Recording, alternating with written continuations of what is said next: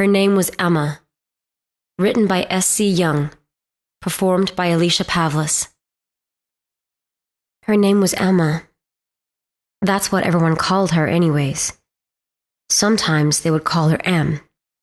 Sometimes someone would slip up and call her Emily.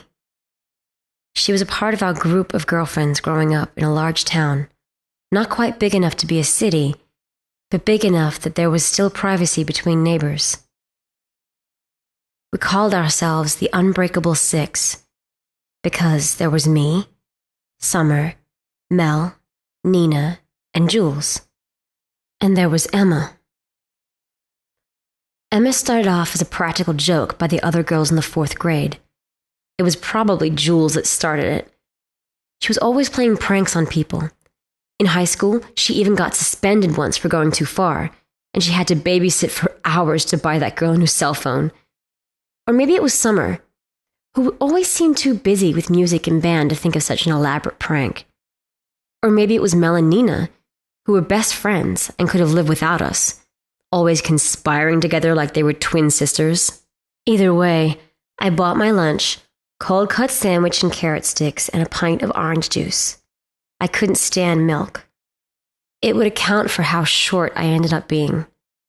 And I walked over to our table. Jules looked excited, waving me over to them. Lottie, look!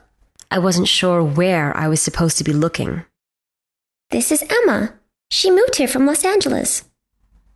We lived far inland and into the boonies.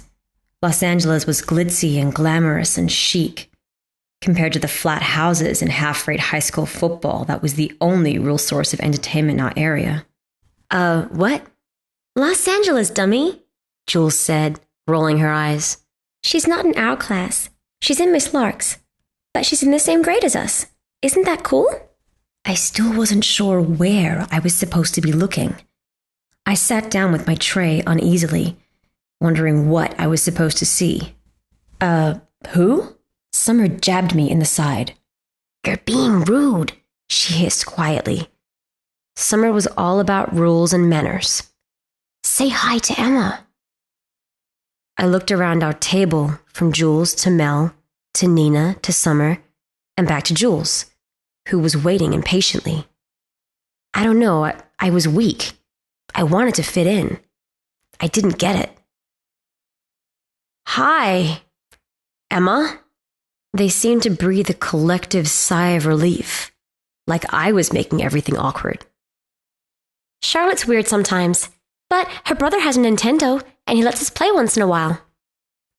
They kept on talking, chatting about whatever 4th grade girls chat about, and I ignored it. If they wanted to play that prank, that was fine. I wasn't going to buy into it. I was always a precocious child. I knew what they were looking for was a reaction. That's how Emma became a normal part of our lives. It was crazy. We would buy her birthday presents, and they'd disappear like they were taken. I wonder how many candle-making kits and Mancala games Jules had piling up in her closet after all these birthdays. One year, Mel even got Emma a really nice necklace, and that disappeared too. We never went to Emma's house. I asked Nina about it when I was sure that Emma wasn't there. She gave me this scandalized look. Lottie, don't be rude. Emma's family doesn't have that much money. She's embarrassed to let us come over. She told Mel that, and Mel told me. And it makes sense. I mean, look at what she wears all the time. I mean, we still love her. We'll always love her. She's one of us. But don't rub in the fact that we can't go to her house. That's mean. After I was scolded so wholeheartedly by Nina, I didn't ask again. They were covering their bases really well, and by 7th grade, I had to accept that they were taking this prank all the way. It was weirdly comforting in a way. There was this silent friend that I never saw, but she was always around. We would leave seats open for Emma, and when we practiced the buddy system, someone always had her. On many occasions, I watched as my friends, allegedly partnered with Emma, walked into a bathroom by themselves. When we decided that we wanted to be lame and come up with a name for our group of friends, we decided on the unbreakable 6. Even though there were really only 5 of us. I was curious in sophomore year of high school when we were having a sleepover. Summer was at band practice until late in the day, and Emma couldn't make it as she had to work on her science project, according to Mel. So I asked Jules, the likely mastermind behind the entire hoax, if you were going to write a story about Emma, like her biography, how would you describe her? Down to every detail. Jules loved stuff like that. She wanted to be a writer someday. Well, she's taller than you, which isn't hard. I threw a pillow at her, and she dodged deftly. She's got a medium build. Jules dropped her voice to a whisper. Even though she gained a little weight recently, but we're not going to tell her, and she's still beautiful. And she has green eyes and brown hair, and she's got freckles. She hates getting her picture taken. She's nice, but quiet, and she dances really beautifully. I mean, you've seen her, right? I thought back to the time a few months ago when we turned on some music and danced around together to practice dancing for homecoming, so that we wouldn't look weird or do it wrong when the time came. We stopped after a while and oohed and awed at empty space.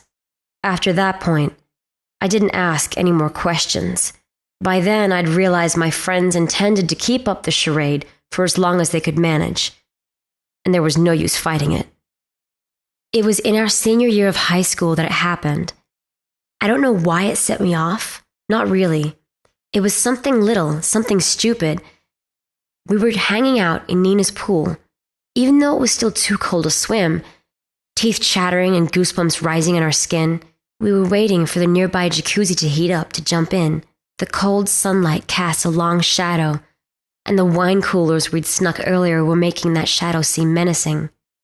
It annoyed me for reasons I couldn't quite place. "Look at Emma, Lottie," Jules called. She wolf whistled and hooted, over the top like Jules always was. "Hot mama, look at that booty."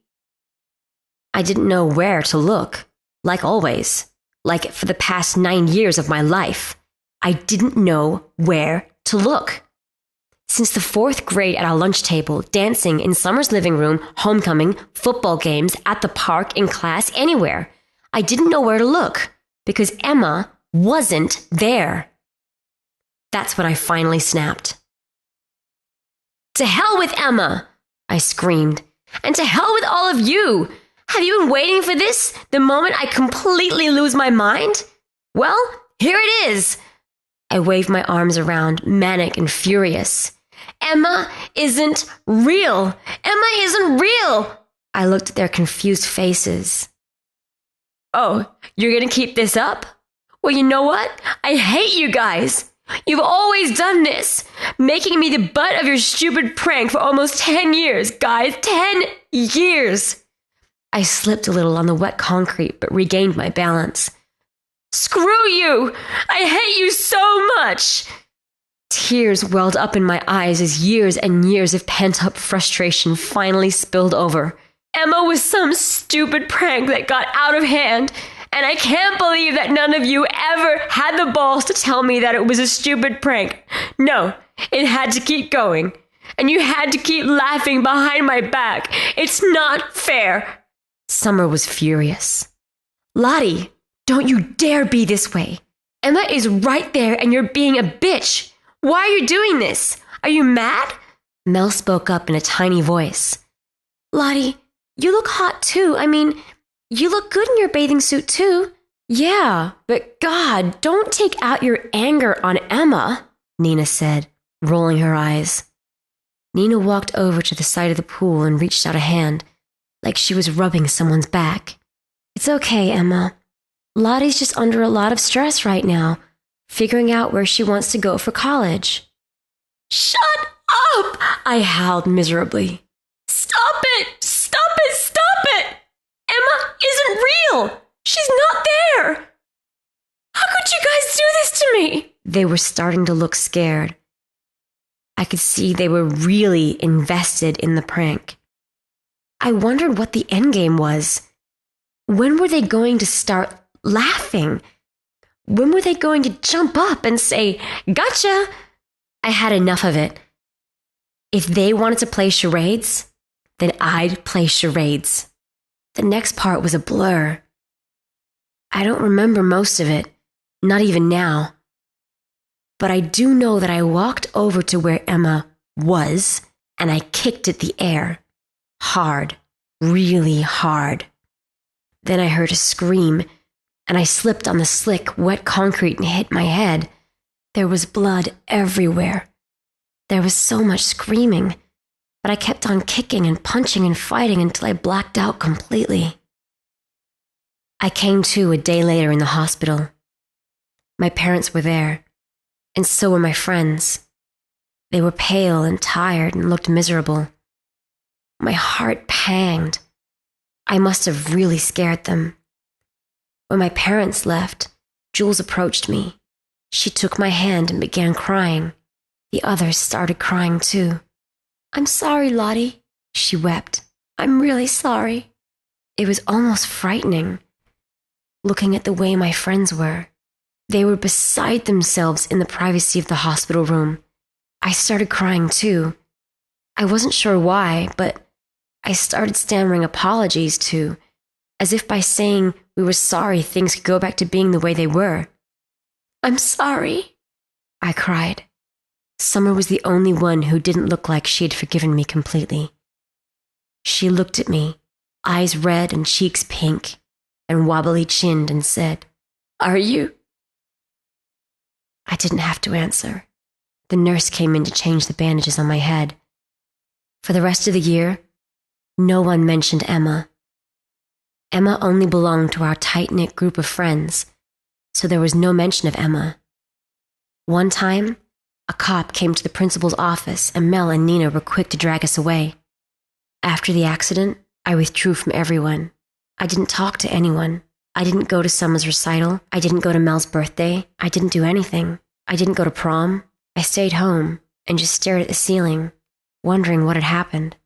Emma was in most of my life, and now she felt like a ghost. I graduated high school and left immediately to go to a university far away in Southern California, where the weather was always perfect and the beach was a 5-minute walk away. I started to recover. I realized that I was depressed after what had happened, understanding that my best friends chose a punchline over me, Unbreakable 6. Yeah, right. I got good grades, volunteered at an animal shelter, and found a boyfriend. He was so nice to me. Even when I got quiet when he asked about high school, he never pushed. He just held me when I had bad days and made me pancakes. It was 4 years later, when I was about to finish up college, when I ran into an old classmate from high school, in my apartment complex, no less. Her name was Annie, and it turned out she had been living there the whole time and we didn't know. In high school, she hung out with a different crowd than me and my friends. Most people did. The 5 of us were a clique of our own, separated from everyone else. I wasn't necessarily friends with Annie in high school, but still, we overreacted the way everyone does when they see someone they haven't seen in a long time. "It's been forever! Oh my God!" I went to Annie's apartment for coffee and saw that she was packing up her things. "Moving back home for a while until I find a job. Yuck." I saw a thick book on the sofa. "Oh yeah, that's our senior yearbook. I was flipping through it after I found it on my bookshelf." I didn't bother getting a yearbook. I didn't have friends at the end of high school, but I was curious to see what I looked like back then, if I had gained or lost weight, if my skin had gotten any better. I opened up the first page and was instantly confused. "For Emma," I read aloud from the first page. It was a dedication. My mind raced. Was there someone named Emma in our year? "Yeah, it's really sad what happened to her," Annie said, handing me a mug of hot coffee. I flipped through the yearbook, looking for any trace of Emma. Then, I found it. My heart stopped, and I felt my mouth go dry. My hands shook as I held the yearbook, looking at the photograph. It was a picture of the Unbreakable 6. We stood with our arms slung around hips and shoulders, sticking close together for the photograph. There was Summer at the end, then me, then Jules, then Mel, then Nina, then... I had never seen this girl before in my life. Never. But there she was. I can't even remember getting the picture taken, but she was right there at the end. Green eyes, brown hair, muffin top, shy smile, threadbare shirt and ripped jeans, looking straight at the camera like the rest of us. She looked as normal as can be, just another teenage girl. Annie looked over my shoulder. "Oh, there you all are. What did you call yourselves again?" What happened to her? I couldn't even touch her photograph. I could only stand there while my shaking finger hovered over her face. Annie fell quiet. "Well, I guess you might not really remember that well after your head injury, and you kind of just faded away from everything, stopped doing much at all. But Emma disappeared, out of nowhere. The cops came by once to ask questions, but her parents were both poor junkies, so no one really cared. Just another girl that disappeared." I left Annie and went back to my apartment, the one I shared with my boyfriend. He took one look at my face and started boiling some hot water for tea and grabbed a blanket to throw over my shoulders. I pulled away from him and locked myself in my room. I stared at the ceiling. I was 18 again, lost and confused. The girl's green eyes haunted me. Emma's eyes haunted me. I went on Facebook and found my old friends, my best friends, and I told them to please meet me back home, that it was very important. I returned back to our big town little city, went to the newest Starbucks and waited. They trickled in one by one. Jules, small-time blogger who works at an Italian restaurant until she makes it big. Summer, brown and freckled from her time at band camp where she coaches kids for the field shows. Nina, the hot librarian at our former high school. Mel, her belly swollen with her second child, wedding ring secured to her left hand by her high school sweetheart. My friends were not the same. Neither was I. I cut to the chase. I couldn't spare a moment for small talk. What happened to Emma? They exchanged uneasy glances. They knew this was coming. "Nothing," Jules said with finality. "Emma wasn't real." "She was just a trick," Nina said softly. "She was a prank." I figured they might pull that. I reached into my bag and slammed the yearbook down on the table, making our drinks rattle and one fall over, spilling tea onto the ground. No one moved to try and pick it up. They stared at the yearbook instead. "Emma was real," I finally whispered. "Emma was real. What happened to her?" "Nothing. Cut the crap, Jules," Summer snapped. She turned to me. "Lottie, you killed Emma that day by the pool. You went nuts and kicked her. You kept kicking her. Then you slipped and smashed your head. And you bashed her head. And she fell in the pool. And it was too late to save her. And we had to worry about you. And Summer!" Jules shrieked, swatting her in the arm. I was silent, absorbing what Summer had said. Mel spoke up in a tiny voice. "Lottie, we weren't going to let you go to jail." I looked up at my friends, tears running down my cheeks. "Why?" Nina reached across the table and took my hand. She squeezed it hard. "Because we're the unbreakable six. We don't break because one went crazy and another's dead." I excused myself to the restroom and wept for what seemed like hours. It couldn't have been that long, but there were angry knocks on the door from other patrons who needed to use the bathroom. But I just sat there on the dirty floor, sobbing, until I had cried everything out. I came out where my friends, my best friends, were still waiting. I sat down in my seat and faced them. "I want to turn myself in." There was an outcry of different responses. Summer seemed willing, ready to have me turn myself into the police. Jules yelled out about them all getting in trouble. Mel started to cry. "You don't have to," Nina said. "You don't have to. We got rid of all the evidence. We buried her far away where no one would find her." "I want to turn myself in," I repeated firmly. "I killed her. I'll tell the cops that it was me, that I buried her. Tell me where she is so I can tell them where I put her. None of you will get in any trouble. It wasn't your fault." I thought I had finished crying. I thought I had nothing left, but I choked out what I wanted to say for so long.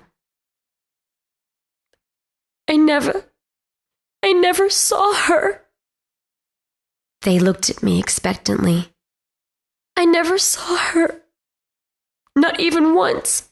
I thought it was just a big prank that you were playing on me, and I didn't want you to laugh at me. The girl in the yearbook, I've never seen her before. I just played along." Nina nodded. "I thought it was weird that you were always so cold to her. Like, you didn't even acknowledge her. She really liked you," Mel said. "She thought you were so smart, that you were going to go out into the world and do amazing things. She would always talk about that." I felt as though my heart would burst. "I swear I never saw her. Something must be wrong with me, but I never saw her or heard her." I cleared my throat. "Show me where you buried her." We got into Summer's car and drove out far into a park in a different city. The park was huge and overgrown, like no one had been there to take care of it in a long, long time. I got out of the car and noticed a rusty shovel lying nearby on the ground, which must have been left behind by a worker long ago. I took it with me. Jules led the way, deep into the park, deep through the trees, until we came to a small clearing. The dirt wasn't fresh, and there were no markers or indicators. But the way my friends' faces paled at the sight of the spot, I knew that was it. Emma was there, under our feet. "I've got to see her," I whispered. I dug the shovel into the ground. "I've got to see her." Mel didn't want to see anything, so she and Nina retreated to the car.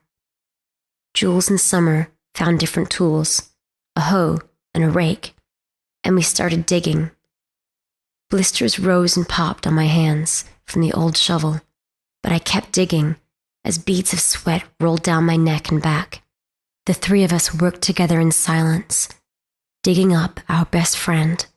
Suddenly, Summer jumped back in disgust, throwing her hoe aside. Jules did the same, stepping out of the hole. We looked down. Summer gagged, covering her mouth and nose.